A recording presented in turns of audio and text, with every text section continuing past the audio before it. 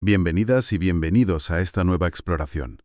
Hoy nos vamos a centrar en un área, muy específica, la patología de los genitales externos masculinos. Vamos a analizar los problemas más comunes que pueden afectar al pene, los testículos, el escroto y también la zona perineal. Nos basamos en los materiales que hemos revisado, y aquí la inspección visual y la palpación parece que son fundamentales. Efectivamente, y comprender estas condiciones es clave. No solo por la función sexual o urinaria, claro. Tienen implicaciones directas en la fertilidad, son cruciales para detectar a tiempo problemas serios, como tumores, por ejemplo, y por supuesto impactan en el bienestar general de la persona. Claro. Y no podemos olvidar esa función tan interesante del escroto, la termorreguladora. Mantiene los testículos a una temperatura un poquito inferior a la del cuerpo, y eso es esencial para que se produzcan espermatozoides viables. De acuerdo. Pues entremos en materia. Un tema que aparece bastante en las fuentes es el varicocele. ¿Podrías explicarnos qué es exactamente? Entiendo que son venas dilatadas en el escroto, algo así. Exacto, eso es.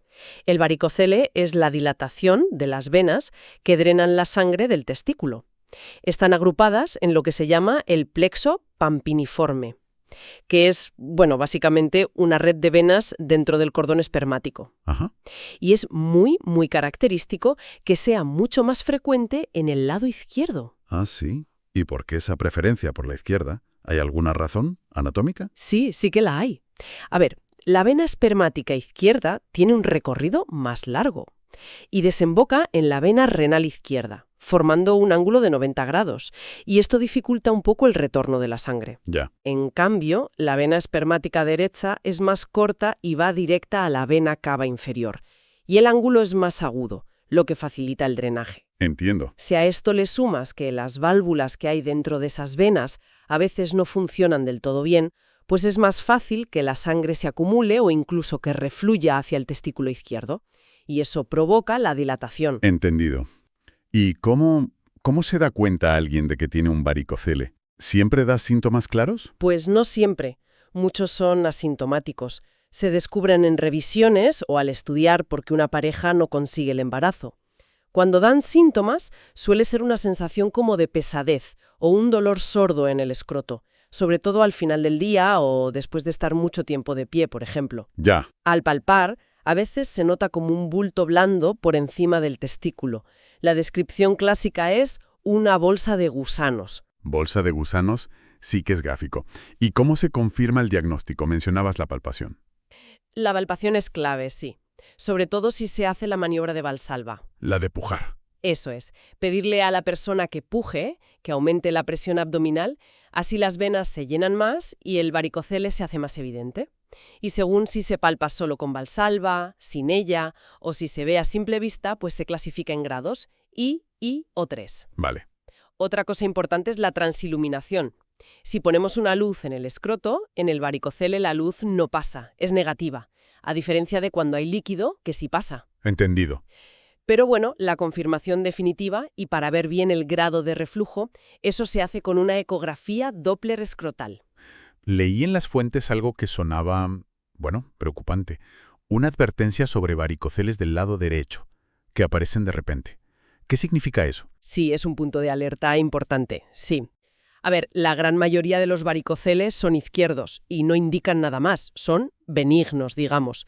Pero la aparición repentina de un varicocele derecho, sobre todo en un adulto, obliga a descartar problemas en el abdomen, en la zona retroperitoneal. Ajá. Podría ser un signo indirecto de que algo está obstruyendo la vena espermática derecha o la vena cava inferior.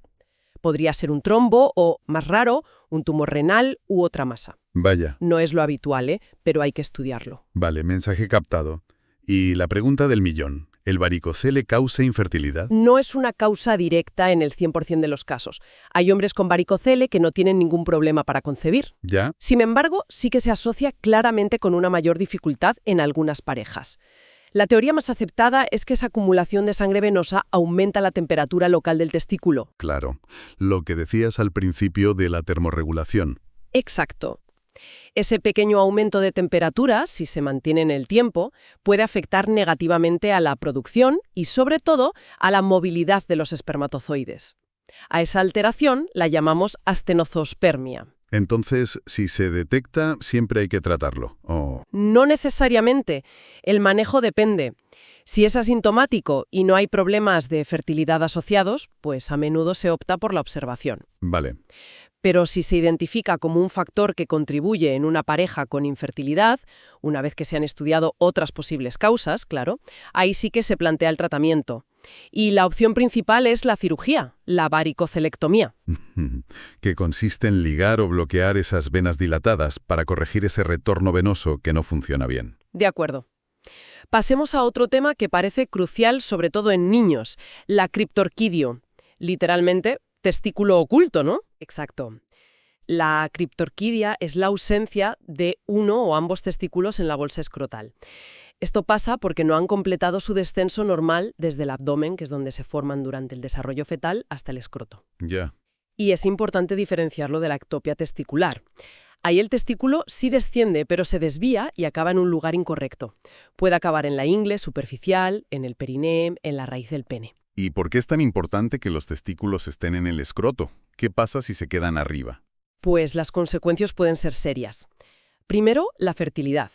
El escroto mantiene los testículos a la temperatura óptima para producir espermatozoides, la espermatogénesis. Si el testículo se queda en el abdomen o en el canal inguinal, a mayor temperatura, las células germinales, que son las precursoras de los espermatozoides, pueden dañarse. Y el testículo puede atrofiarse, comprometiendo la fertilidad futura. Vale. Eso por un lado. Y segundo, y esto es muy importante, el riesgo de desarrollar un cáncer testicular a lo largo de la vida es significativamente mayor en un testículo no descendido. Mucho mayor que en uno que sí descendió. Vaya, son riesgos importantes. ¿Qué se hace entonces cuando se detecta al nacer? ¿Se opera enseguida? No, lo habitual es esperar durante el primer año de vida. Algunos testículos que no habían bajado del todo al nacer pueden hacerlo espontáneamente en los primeros meses. Ah, vale. Pero si al cumplir el año, algunas guías dicen hasta los 18 meses, el testículo sigue sin estar en el escroto, entonces la indicación es la cirugía. Se llama orquidopexia. Consiste en liberar el testículo de sus adherencias y fijarlo en una posición adecuada dentro del escroto. ¿Y cuándo se recomienda hacerla? Se recomienda hacerla pronto, idealmente antes de los 2 o 3 años, para intentar preservar al máximo la función testicular y disminuir, aunque no se elimina del todo, el riesgo de cáncer en el futuro. ¿Y si el problema se descubre mucho más tarde, no sé, en un adolescente o un adulto, y el testículo ni siquiera se palpa? Ese es un escenario diferente, sí. Si la criptorquidia se diagnostica tardíamente y el testículo está muy arriba, intraabdominal, o está muy atrofiado y ya no es funcional, la situación cambia. A esa edad, la capacidad de producir espermatozoides probablemente ya está perdida de forma irreversible. Claro. Y el riesgo acumulado de cáncer es mayor. En esos casos, bajar el testículo, la orquidopexia, no recuperaría la fertilidad y seguiría teniendo un riesgo elevado de malignización. Por eso, a menudo, la recomendación es la extirpación de ese testículo no descendido, lo que se llama orquiectomía. Pero es una decisión que hay que individualizar, claro. Entendido. Siguiendo con problemas congénitos, las fuentes hablan de anomalías en la uretra, el conducto por donde sale la orina. Mencionan el epispadias. ¿Eso qué es? El epispadias es una malformación rara. La abertura de la uretra, el meato, no está en la punta del pene, sino en su cara dorsal, o sea, en la parte de arriba. A menudo el pene también está como aplanado y curvado hacia arriba. Ya. Y es importante porque a veces se asocia a una malformación mucho más compleja llamada extrofia vesical. Extrofia vesical. Eso suena grave. Y lo es. En la extrofia vesical, la vejiga no se ha cerrado bien durante el desarrollo y está abierta, expuesta en la pared del abdomen inferior al nacer. Requiere cirugías reconstructivas muy complejas desde el principio de la vida y las hacen equipos multidisciplinares muy especializados. Comprendo. A veces, en casos de epispadiasias, sobre todo si hay dudas sobre el desarrollo genético, se necesitan estudios genéticos también. Vale, pero el epispadias has dicho que es raro. Las fuentes dicen que el hipospadias es mucho más frecuente. Es lo contrario. La abertura está abajo. Se podría decir así, sí. En el hipospadias, el meato uretral tampoco está en la punta, pero se localiza en algún punto de la cara ventral, la cara inferior del pene. y la severidad varía mucho. Puede estar justo debajo de la punta, que es el glandular, la forma más leve, o puede estar en el cuerpo del pene, en la unión del pene con el escroto, que es el peno escrotal, o incluso en el escroto o el periné. Esas son las formas más severas. ¿Y se nota algo más aparte de que el agujero no está en su sitio? Sí, a menudo hay otros signos. Es típico lo que se llama el prepucio en capuchón. En capuchón. Sí, el prepucio no cubre el glande por completo, sino que se acumula en la parte dorsal, la de arriba, dejando la parte ventral descubierta. Y también puede existir una curvatura ventral del pene hacia abajo, se llama corda o encordamiento. Vale. Y aquí hay un detalle práctico crucial que remarcan las fuentes. Nunca se debe realizar la circuncisión a un niño con hipospadias antes de la cirugía correctora. Nunca. ¿Por qué esa prohibición tan tajante? Porque ese prepucio dorsal, que parece que sobra, es el tejido ideal que el cirujano, normalmente un urólogo pediátrico, va a utilizar para reconstruir la parte de la uretra que falta y para llevar el meato a la punta del glande. Es un tejido valiosísimo para la reparación, para la uretroplastia. Ah, claro. Si se quita, la cirugía se complica muchísimo. Tiene todo el sentido. ¿Y por qué es importante operar pronto? Pues por varias razones clave. Primero, la funcional, para que el niño pueda orinar de pie y dirigir bien el chorro. Claro. Segundo, la reproductiva. En formas severas, si no se corrige la curvatura y la posición del meato, puede haber dificultades para la eyaculación y para depositar el semen en la vagina en el futuro. Entiendo. Y tercero, que no es menos importante, la razón psicosocial. Se busca evitar el impacto negativo en la autoestima del niño y el posible acoso o burlas cuando empiece a socializar y note que sus genitales son diferentes o que tiene que orinar sentado. Sí, claro. Eso es importante. Por eso lo ideal es operar antes de la edad escolar, a menudo entre los 6 y los 18 meses de vida. Parece una cirugía bastante delicada, ¿no? Lo es.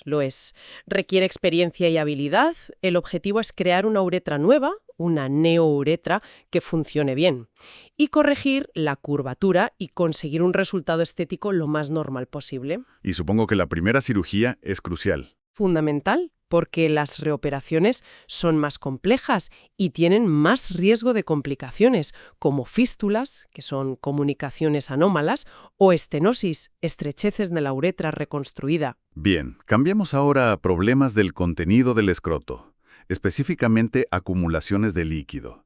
El hidrocele es uno de ellos, ¿verdad? Sí, el hidrocele es la acumulación de líquido seroso claro entre las dos capas de la túnica vaginal, que es una membrana que envuelve el testículo dentro del escroto. Y esto puede pasar a cualquier edad. Leí que es común en bebés. Exacto. Hay dos tipos principales. El hidrocele congénito es frecuente en recién nacidos. Se debe a que persiste abierto el conducto peritoneo vaginal. Es un pequeño canal que comunica el abdomen con el escroto y que normalmente se cierra solo o poco después de nacer. Ajá. Si sigue abierto, permite que el líquido del abdomen baje al escroto. Y es típico que aumente de tamaño cuando el bebé llora o hace esfuerzos. Ah, claro. La mayoría se resuelven solos, espontáneamente, en los primeros años de vida. Si persiste más allá de los 2-4 años o es muy grande, pues puede necesitar cirugía. ¿Y el otro tipo? Luego está el hidrocele adquirido. Aparece en adultos, a veces sin causa clara, idiopático, o secundario a traumatismos, a infecciones como orquitis o epidimitis, o raramente asociado a un tumor testicular. ¿Cómo se distingue de un bulto sólido? No sé, un tumor. La exploración física es clave. En el hidrocele, el escroto está aumentado de tamaño, a tensión, pero no suele doler. A menudo es difícil palpar bien el testículo porque está como flotando en el líquido. Y la maniobra diagnóstica clásica es la transiluminación. En una habitación oscura, si aplicamos una linterna al escroto, este se ilumina de forma brillante y uniforme, porque el líquido es transparente. Ah, mira qué interesante. Esto lo diferencia de masas sólidas, tumores, hernias o de sangre, hematocele, donde la luz no pasaría. Ahí la transiluminación es negativa. Y la ecografía lo confirma, supongo. Exacto, la ecografía lo confirma. Muestra el testículo normal rodeado de líquido. ¿Y si no desaparece solo o aparece en un adulto y molesta? Pues el tratamiento del hidrocele persistente o sintomático es quirúrgico. La técnica habitual consiste en abrir el escroto, vaciar el líquido y realizar una eversión o plicatura de la túnica vaginal. O sea, darle la vuelta o plegarla sobre sí misma y suturarla para que ya no pueda acumular líquido en ese espacio. Vale. ¿Hay otros tipos de quistes o acumulaciones líquidas en el escroto? Sí, sí. Otra entidad común es el espermatocele. También se llama quiste de epidídimo. Es una pequeña bolsa o quiste lleno de líquido. A veces lechoso porque contiene espermatozoides, de ahí el nombre. Otras veces es líquido claro. Y se origina en el epidídimo, que es esa estructura alargada pegada al testículo por donde pasan los espermatozoides. ¿Y cómo se diferencia del hidrocele si ambos son líquidos? Buena pregunta. La transiluminación también suele ser positiva en el espermatocele. Ajá. La diferencia clave está en la palpación. En el espermatocele normalmente sí se puede palpar el testículo normal por un lado y el quiste como una bolita separada, redondeada y lisa, típicamente localizada por encima o por detrás del testículo, en la zona del epidídimo. Vale, como algo añadido. Exacto. En el hidrocele, en cambio, el testículo está envuelto por el líquido y es más difícil delimitarlo bien. ¿Y estos espermatoceles se operan siempre? No, solo si causan molestias significativas, dolor, pesadez, o si alcanzan un tamaño considerable que sea incómodo o estéticamente preocupante para la persona. Si son pequeños y asintomáticos, se pueden dejar tranquilos. ¿Y la cirugía? La cirugía consiste en la extirpación del quiste, una quistectomía. A diferencia de algunos hidroceles, esta suele requerir anestesia regional o general y hacerse en quirófano. Y a veces pueden quedar microquistes que pueden crecer y causar una recidiva con el tiempo. Vale. Y ahora, atención, porque las fuentes marcan una condición como una urgencia, la parafimosis. ¿Qué es exactamente y por qué es tan urgente? La parafimosis es efectivamente una urgencia urológica.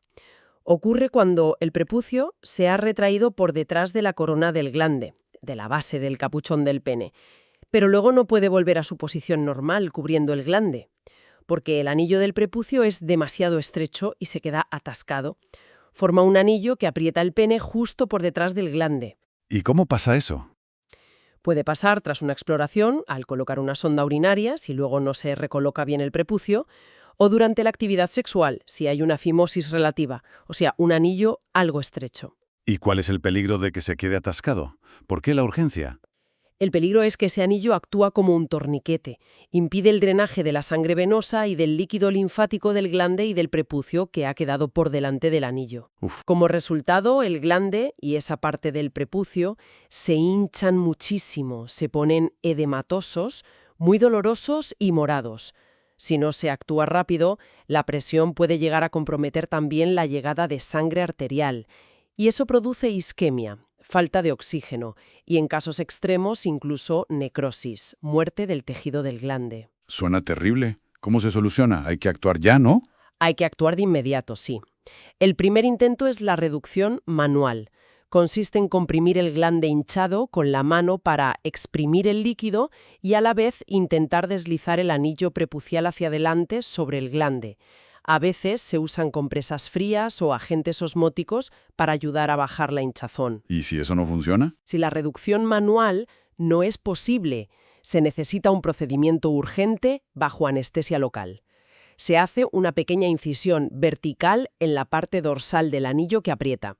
Se llama incisión dorsal de descarga o dorsal slit. Eso libera la presión y permite reducir el prepucio. Y después, supongo que... Una vez pasada la fase aguda, se suele recomendar realizar una circuncisión para evitar que vuelva a ocurrir. Entendido.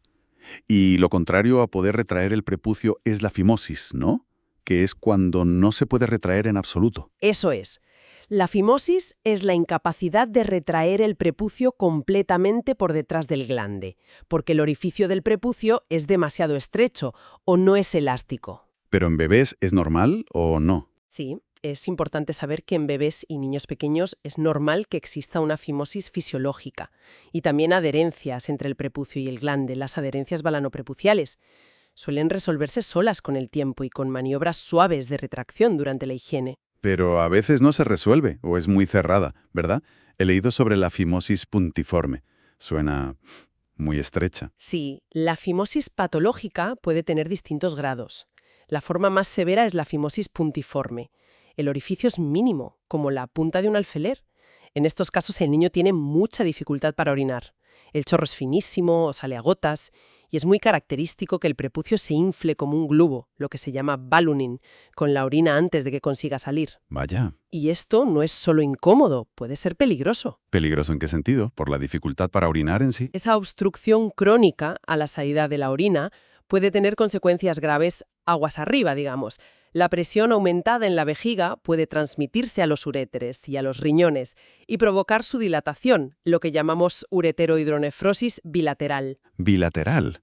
O sea, en ambos riñones. En ambos riñones.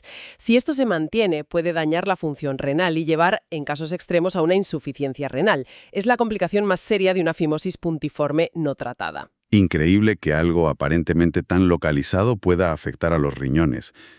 ¿Cómo se trata la fimosis entonces? ¿Siempre circuncisión? Pues depende de la edad y de la severidad. La fimosis fisiológica del lactante, como decíamos, se observa y se recomiendan ejercicios suaves. En fimosis leves o moderadas en niños más mayores, a veces se prueba un tratamiento con cremas de corticoides tópicos durante unas semanas. Pueden ayudar a elastificar el anillo. Ah, mira.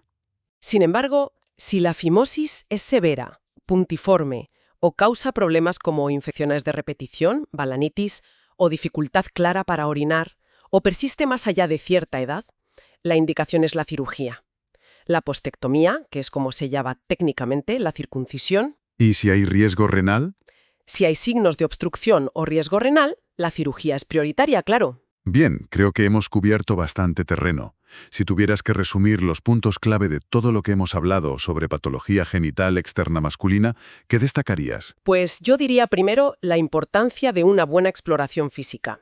Mirar y tocar, de forma sistemática. Sí. Segundo, reconocer las presentaciones típicas de cuadros comunes como el varicocele y esa alerta del varicocele derecho súbito o el hidrocele y cómo diferenciarlo con la transiluminación. Vale. Tercero, la necesidad crítica de diagnosticar y tratar precozmente condiciones como la criptorquidia y el hipospadias, para preservar la función futura y evitar secuelas físicas y también psicosociales. Fundamental. Y cuarto, saber identificar y actuar ante urgencias como la parafimosis y comprender las potenciales complicaciones graves de una fimosis muy cerrada. Muy claro. Y como reflexión final, algo que me ha llamado la atención es como en varios puntos, sobre todo al hablar del hipospadias, has mencionado el impacto psicosocial, más allá de lo puramente funcional o médico. Sí, es un aspecto fundamental, la verdad, y nos lleva a una reflexión interesante que también plantean las fuentes. ¿Cómo influyen las normas sociales o las percepciones culturales sobre cómo deben ser los genitales masculinos en la forma en que abordamos estas patologías? Es una buena pregunta. Hablamos de condiciones que requieren corrección médica por motivos funcionales o de salud a largo plazo, pero ¿hasta qué punto se mezclan estas indicaciones con expectativas estéticas o culturales? ¿Cómo diferenciamos esto de debates más amplios sobre procedimientos selectivos por motivos no médicos? Claro. Es una capa adicional a considerar en la práctica clínica diaria y en la comunicación con los pacientes y sus familias, algo sobre lo que, seguir pensando.